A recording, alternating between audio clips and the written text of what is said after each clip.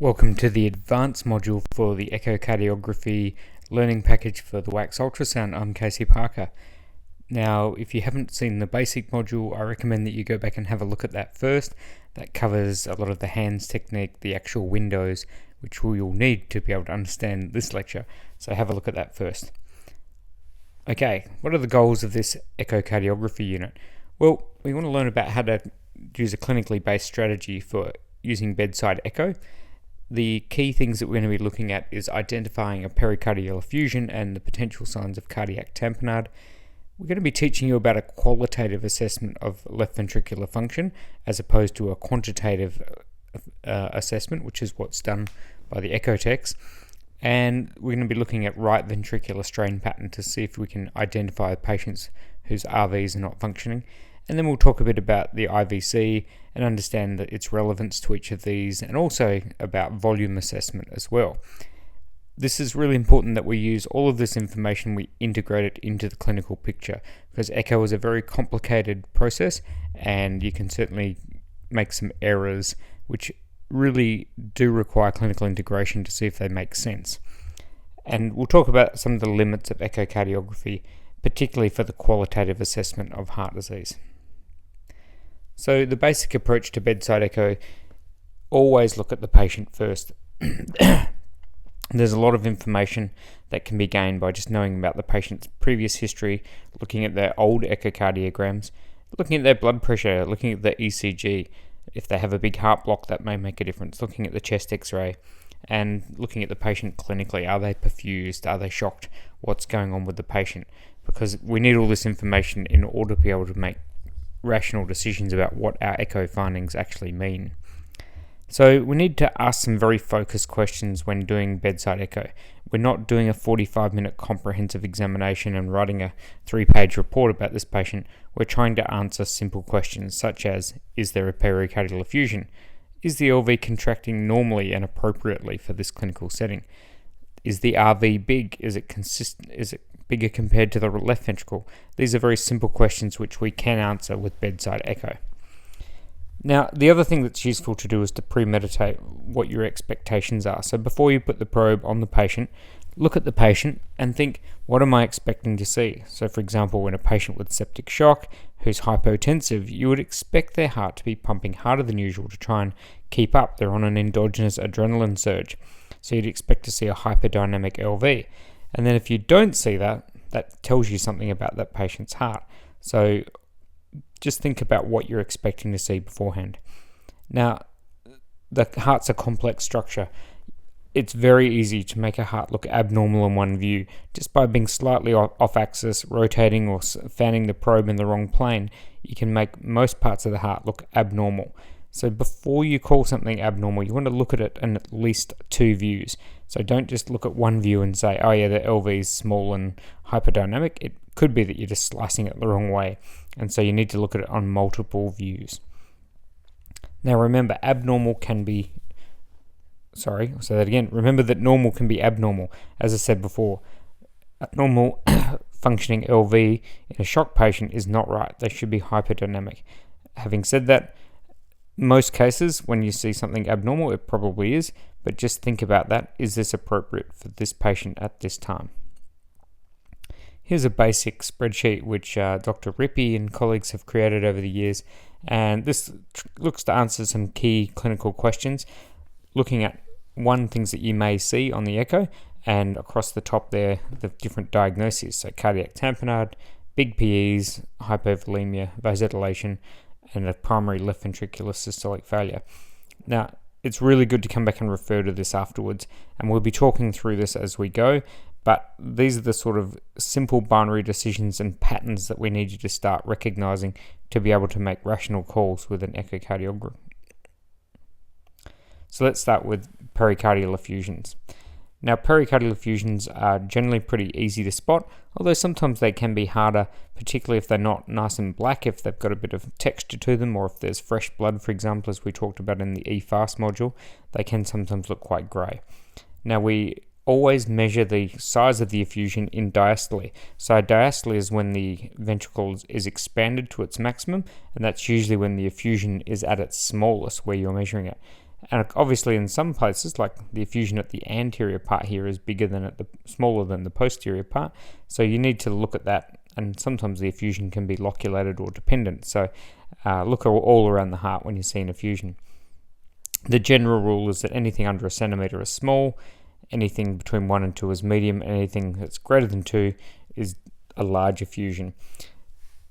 One thing that's really key to remember is the size of the effusion doesn't actually tell you too much about the physiological effect that the effusion has. So a small, rapidly accumulating effusion can be quite catastrophic, whereas a large chronic effusion is probably well tolerated by the patient.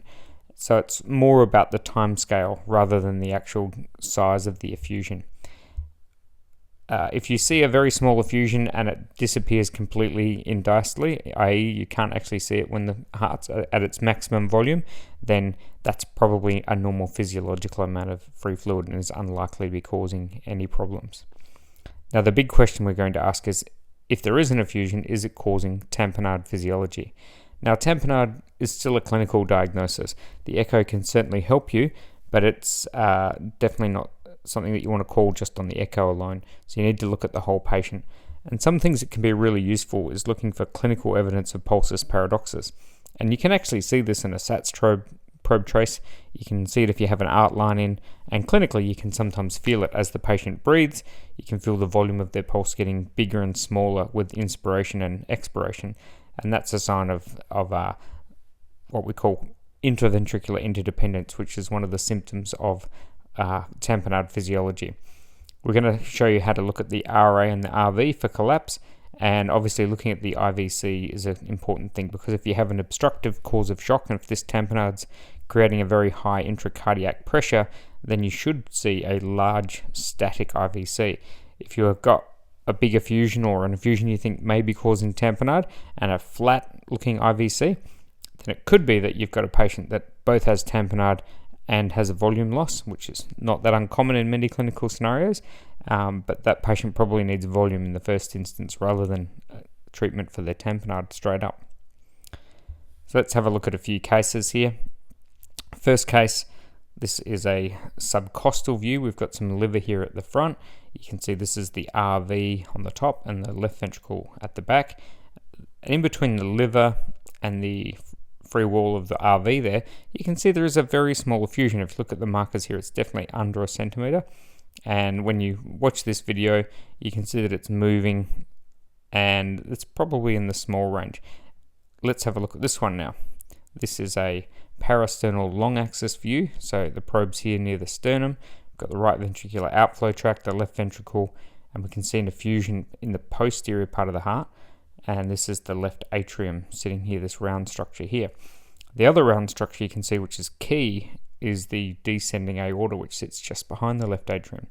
And we know that this is pericardial fluid because it continues along and then it forms a little beak as it comes into this reflection where the pericardium joins onto the base of the heart in front of the descending aorta. This patient also has lung, and they have a bit of a pleural effusion at the back. So I'll just play this clip. And what you can see is there's a pleural effusion and a pericardial effusion on either side of the pericardium. But importantly, train your eye to look for this slip of fluid because this is in the pericardium. This is pleural fluid. And you want to be seeing how that goes in relation to the aorta to be able to say whether this is pleural or pericardial fluid.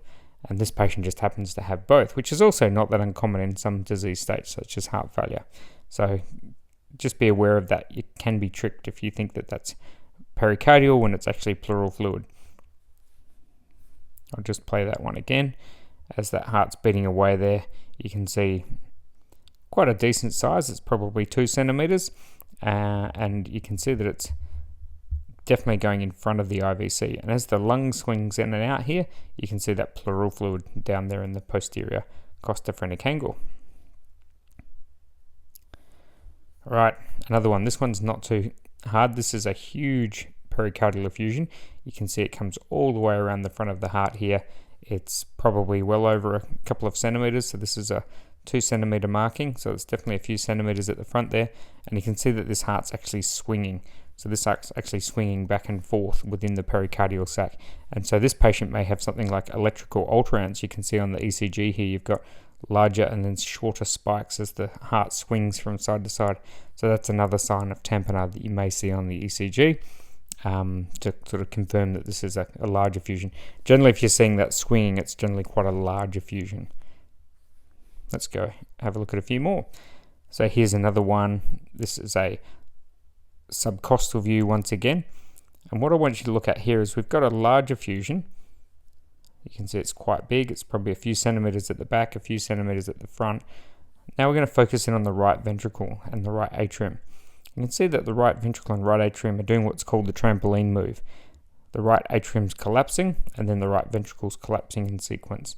So you get this sort of snake-like effect of the right side of the heart. And this is to do with the pressure going through from the pericardial effusion into the heart. So the right atrium is the lowest pressure part of the heart, and then as it empties into the right ventricle, that then becomes the low pressure. So you can see this sort of collapse as the pressure wave moves through the heart. And of course, we talked before about the subcostal and the IVC. So this is the same patient, and here we're looking at their IVC.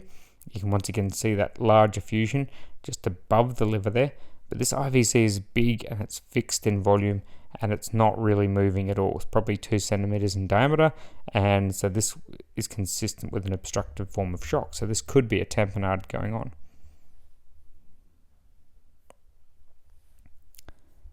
And this one's a little bit tricky. So train your eye on this. I'll just keep playing this clip through, and you'll see that there's a couple of big black spaces here. And I'll point them out to you. This is actually the left ventricle here with the mitral valve sitting there. And then we've got the aortic outflow.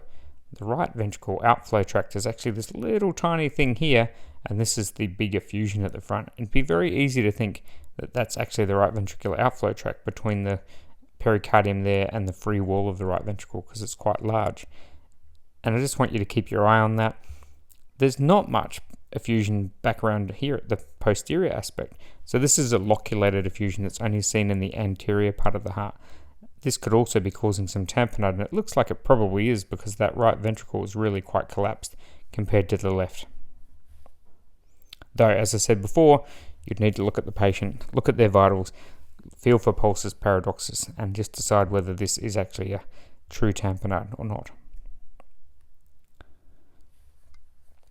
We'll have another look here. This is another clip showing an apical 4-chamber view, and on this one, focus here down on the right atrium, which is this bouncing structure down in the bottom of the screen, and you can see that that right atrium is collapsing in its diastole. So when it's low pressure, it gets the apical free walls inverting in there, and that's pretty typical for a right atrial collapse.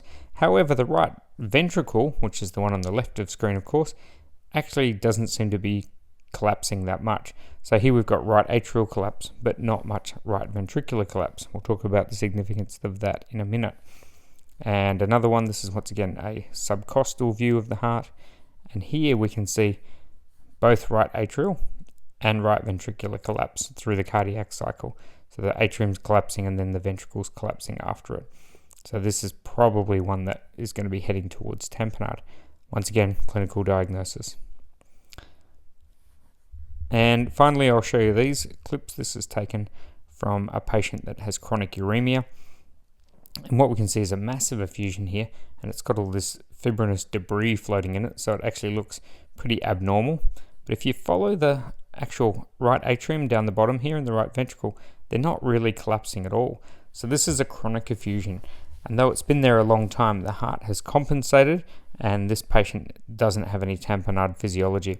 There are some more subtle ways to detect that, which are beyond the remit of this particular course, but if you're looking at this, you'd say there's probably really not much right atrial or right ventricular collapse in this chronic uremic pericarditis. So this is a table which we've taken from a trial which looks at how good are these things. So right atrial collapse is a very sensitive but not so specific marker, and right ventricular collapse is a more specific marker but not very sensitive. And then you can throw in the IVC, and a combination of the two gives you a pretty good positive likelihood ratio. So if you've got right ventricular collapse and a big static IVC, that's pretty likely that you're dealing with tamponade. So we look at all of these things in combination, and as I've said 3 or 4 times now, look at the patient as well. If they're dyspneic, if they've got chest pain, if they can't lie flat, then they probably do have tamponade, or at least an emerging tamponade, and so you need to get on and talk to someone about this. All right, let's move on to left ventricular function. So we're going to talk about normal, bad, ugly, and also the too good LV function. So we're not going to be doing any measurement in this course. We're going to be doing eyeball movement of the left ventricle during systole. Now, the myocardium, as it contracts, it thickens. All that muscle bunches up, and the fibers usually thicken by about 50%. So the actual wall thickens at least by 30%, though often in normal young healthy people up to 50%. And as they contract, it also moves inwards, so the chamber, the left ventricular chamber, collapses, usually by about at least 30%. As a rough rule of thumb, if you've got a 30% collapse of the chamber, that equals to about a 60% ejection fraction. So you roughly double the shortening, and that tells you what the ejection fraction is. Although that's a very crude measure, it gives you a bit of an eyeball as to what the actual ejection fraction is. We can also look at the heart in the 4-chamber view and look at how much the LV shortens. So as it contracts, it actually shortens. So the mitral annulus moves up towards the apex as the LV gets shorter, and that should be moving by about 1 centimeter. And then we also look at the geometry of the heart. Like, is it normal in shape? Is it a nice conical shape, or is it big and dilated? Is it moving symmetrically, or is one part of the heart moving more than the other? Thinking original wall motion abnormality, which can be hard to pick but can be very obvious. And the other thing that we look at when we're looking at the LV, particularly in the parasternal long axis window, we can look at the mitral valve and see how much it's moving. So in a hyperdynamic state or a normal young healthy heart, that anterior leaflet of the mitral valve flips up and hits the septum pretty much. And in a heart that's not doing so well, that mitral valve leaflet doesn't really move much at all. We call that the golf clap. It's doing tiny little movements. And I'll show you how we measure that. So we get our parasternal long axis view. We've got the left atrium at the bottom there, the aortic valve, and the mitral valve is the very obvious anterior leaflet waving up and down. And it should come very close to the septum. It should be within 7 millimeters of the septum as it reaches its maximum excursion. And we can measure that in M mode usually. And if it's less than 7 millimeters, that's probably normal. Between 7 and 13 is abnormal, and anything over 30 is definitely abnormal. So if you've got more than 1 centimeter or so, that's probably a failing heart. Though there are a lot of other things that can cause it, so valve disease, regurgitation, jets can all make these things abnormal, and people with a really big dilated left atrium and left ventricle tend to have abnormal ones as well. So all of these things have to be interpreted in the context of what's going on with the rest of the heart. So let's have a bit of a look at a normal apical 4-chamber view, and what we can see here is as the heart beats,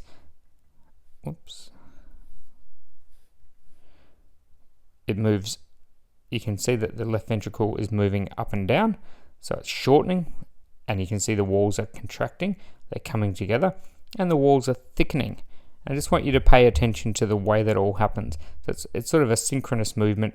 It all comes together towards a central point, and you can see on this, even on this view, you can see that anterior leaflet whacking into the septum pretty much as the mitral valve snaps open. So that's a normal heart, which you can see pumping away there. So if you saw that, you'd call that definitely normal, and it looks like a normal ejection fraction to me. Now let's look at this one. This is a parasternal long axis view, so the outflow tract, aortic valve, left ventricular cavity here, and the mitral valve down at the bottom. And we're going to just run through this clip. What do we think of this one? So let's think through our process. So let's look at the wall thickening. So it looks like it's thickening by about 50% if you look at that septum and the posterior wall of the left ventricle. We can look at the E-point septal separation. That mitral valve is getting very close to the septum. It's almost hitting it. And if we look at the actual contraction of the chamber, we'd like to measure that in M mode, but it looks like it's coming in by a good 30 or 40%.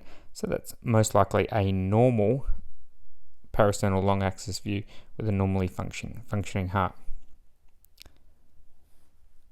All right, let's look at this one.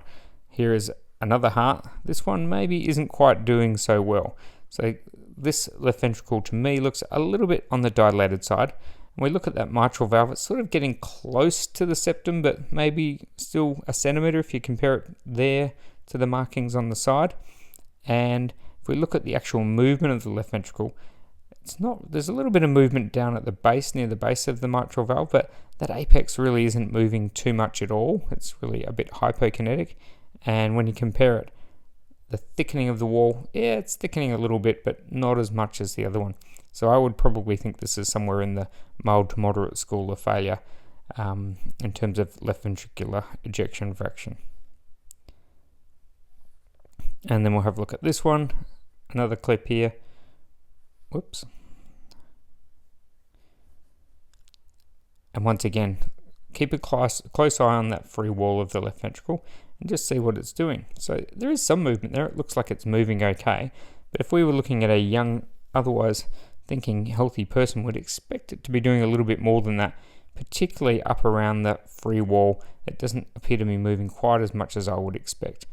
And that mitral valve, once again, it's moving, but it's not actually whacking into the septum. It's getting close to the septum, but not quite hitting it. So I'd want to take a closer look at that in a couple of planes to make sure I'm not just slicing it the wrong way.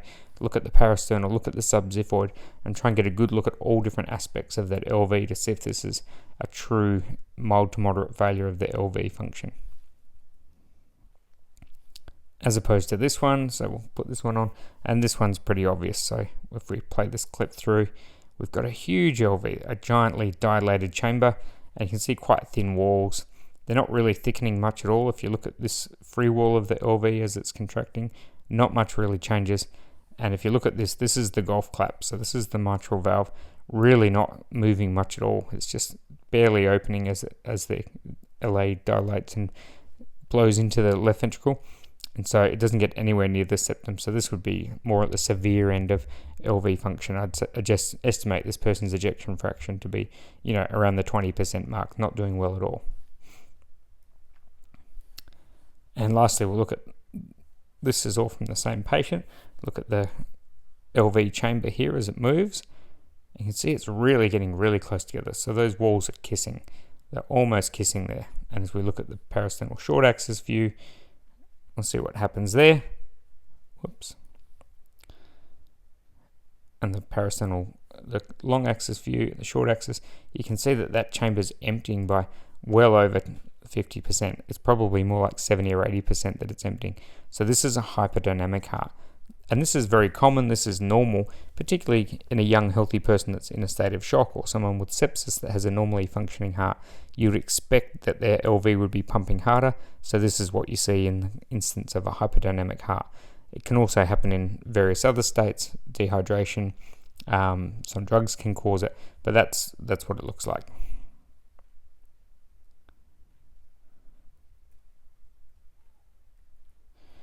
Alright, let's move on to the right ventricle. So the RV, although it sits right next to the LV, it's actually a very different beast. It's a low pressure, very compliant, thin-walled structure as opposed to the left ventricle, which is thick-walled and not so compliant. It has a very odd shape. It's not conical like the LV. It's kind of like a fat horseshoe that wraps around the LV. And if you look at it in cross-section, it's sort of crescenteric in shape, particularly when you get in the mid-chamber. It's more like a crescent around the circular LV. There's a moderator band, which you'll see on some echoes, so it's like a band of tissue that crosses the mid of the RV. And the RV tends to pump up and down much more than the left ventricle. So the left ventricle moves about 10 millimeters in a normal person. The RV moves up and down by maybe 15 or more millimeters in a normal. So it's more like a piston pumping up and down, whereas the LV is more like a squishing bag rather than that. Now the RV is usually about 2/3 of the size of the LV. If you look on the apical 4-chamber view, that's the best way to compare the two. And if you look on the short axis views, the LV should be round and should push into the RV, not the other way around. And if you look at the apex of the heart, the apex should be made up of the LV. The RV doesn't really come into the apex. It should stop before you get to the apex. So if you're seeing apex, which is made up of RV, that's probably abnormal. So once again, we'll look at a normal apical 4-chamber view. So left ventricle on the right side of the screen, right ventricle on the left side of the screen. This looks about right. The right ventricle is maybe 1/2 to 2/3 the size of the left ventricle. And then we'll watch it move. And we'll see it moves up and down a lot more than the left side. So if you watch this clip through and sort of watch it, there's asymmetrical shrugging there. So the tricuspid valve actually moves up and down a lot more than the mitral valve. So that's a normal TAPSE. So that's moving up and down nicely. And you can see the moderator band in the middle of the cavity. There's this string of tissue going across, which is myocardium, and that's a normal finding, not to be confused with a clot, because that's often thought to be a clot when we go looking for pulmonary embolism. That's a normal moderator band. Alright, let's have a look at some RVs that aren't doing so well. So this is a parasternal short axis view. The big chunky round left ventricle is the circle, and this crescenteric moon shape on the side is the RV. And as we said before, we anticipate that the LV should be round and should be pushing into the right ventricle. But that's not what's happening here. This is a mid-cavity view where we'd expect to see that. But what we're seeing is the RV is actually flattening the septum. So it's pushing into the LV. So that septal part of the left ventricle is being pushed flat. So this is called the D sign. So just there you can see this septum looks pretty straight, whereas it should stay nice and round like the other side of the septum on the free wall here.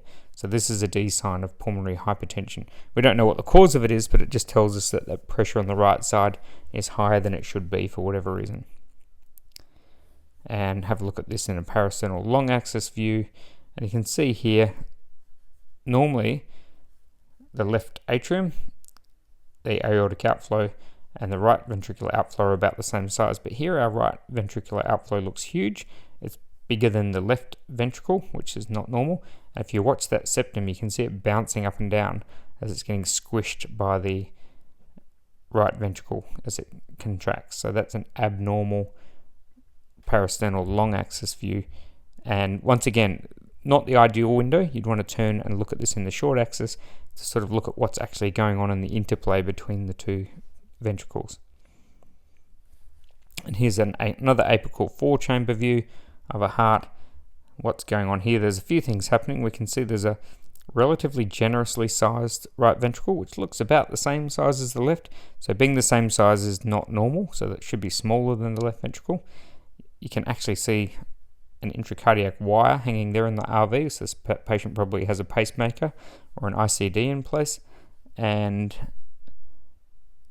that septum, if you watch it closely, is flicking into the left ventricle as the heart beats, which is abnormal. It shouldn't be pushing in that way. And if you look at the apex of the heart here, the apex is pretty much 50-50 between the right and the left ventricle. So that's abnormal as well. It should be a left ventricular structure. Let's go on to another one. This is a really big right ventricle, which is maybe even slightly bigger than the left ventricle. So that's very abnormal. You can see that septum bouncing and bowing into the left ventricle as it pumps. And what you can see here is if you look at the apex of the heart, as I play that clip, you can see that the rest of the right ventricle is not doing too much, but the very apex of the right ventricle, which should be part of the left ventricle, but in this is in the right, is still contracting and pulling down quite a bit. So this is called McConnell's sign. And this is a typical sign for a large high pressure right ventricle, and you can see this in acute or chronic changes. But McConnell's sign is one of those things that you can just look at and say, yep, that's abnormal.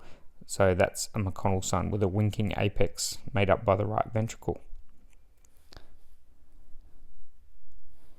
And lastly, we'll have a look at this clip. So this is once again the left ventricle here. The right ventricle looks much bigger than it should be. And I'll just play this clip through. And probably the most important thing in this clip is to notice that the right atrium, which is this huge structure down the bottom here, is almost bigger than the right ventricle. So this is almost certainly a case of chronic pulmonary hypertension. And you can see the moderator band itself also looks quite hypertrophic, and you can see that's quite huge. So this is almost certainly a chronic finding. So the other thing to point out here is that that left ventricle looks very small, but it's also collapsing. It's hyperdynamic. So this could be a patient that's volume underloaded. They could have a PE, and so their right ventricle is trying to pump but just not getting much blood through to the left side. So looks chronic, but there could be an acute component as well. And that's really hard to pick and not really in the remit of this course. Okay, let's move on finally to IVC and volume assessment. So you can look up these tables, they're in every textbook. the size of the IVC and how much it can collapses with respiration. So as you breathe in, your IVC should collapse because all that blood that's in your lower half of your body moves up into your chest, and as you breathe out, your IVC should get bigger. And if that variation is more than 50%, that's supposed to mean something, i.e. that you've got a compliant IVC. And in reality, there are a lot of factors that go into determining the size and collapsibility, and it can be about volume, which is what we commonly think of, but it can also be about intrathoracic pressure. So patients that are generating a big intrathoracic pressure, such as someone with acute asthma, will have big swings in their IVC size, not because they're volume underloaded, but because they're moving huge amounts of gas, therefore big pressure swings within their chest. If you've got a ventilated patient, it goes backwards. So the IVC actually gets bigger with inspiration as the ventilator pushes air into the chest and increases the thoracic pressure. So big thoracic pressures can swing things. Also the compliance of the IVC, and probably the commonest thing that we see is probe error. So as the patient takes a big breath in and you're trying to hold the probe still, it slips off the IVC and you get an artifactually small IVC as the chest moves the IVC. So let's just have a look at a couple of IVCs.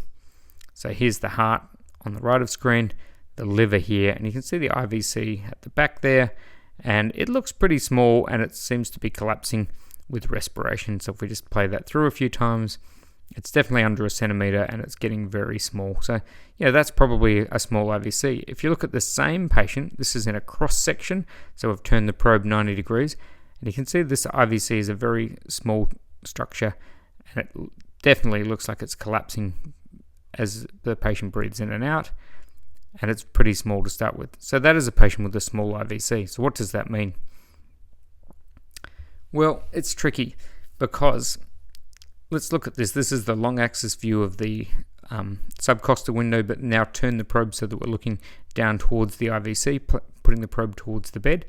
And when you've got the probe going through the IVC like that, it can be very easy to think, oh, yep, I can see the probe on the left there. I've got a nice slice through the IVC, the perfect view. And as the patient takes a sniff, the IVC actually moves a bit. And the IVC is not a round structure. It's a teardrop-shaped structure. If you look in cross-section, you'll see this. It's quite triangular in some people. And if you just move the probe 5 millimeters as they move, or if you move the liver 5 millimeters, you all of a sudden get a small IVC. And it could be that you're just sliding across an IVC. So I do think it's very useful to look at the IVC in a couple of planes because you can get tricked in the long view. So it's worthwhile having a look in the short axis as well, just to make sure that you're not just measuring the wrong part of the IVC. So be aware of that and don't fall for that trap. So here is another IVC. So this one's pretty big. It looks like it's a couple of centimeters compared to the probe marker gradations there. And as we play this through, you can see it's not really changing that much. It's maybe getting a little bit smaller, but nowhere near 50%. It's only moving a little bit. So this is a big static IVC. So that has implications as well. Let's talk a bit about those. So a small collapsing IVC should, in theory, equate with a low right atrial pressure. And this is pretty commonly true, and it means that this patient is probably volume responsive if they're needing volume, if they're hypotensive. For example, if they're shocked or dehydrated, a small IVC would make me think this patient needs to have some volume. Having said that, a mid-range IVC, which is sort of in that 1 to 2 centimeter bracket, and it's collapsing a little bit, it is very difficult to know what that means as a single data point. So the good thing about IVC is you can do some sort of intervention, go back and look at it again, or you can just use your clinical nous and look at all the other data points that you have: patient's blood pressure, their heart rate, what their peripheral perfusion looks like, what volume they've already had. These are all things that can be very useful.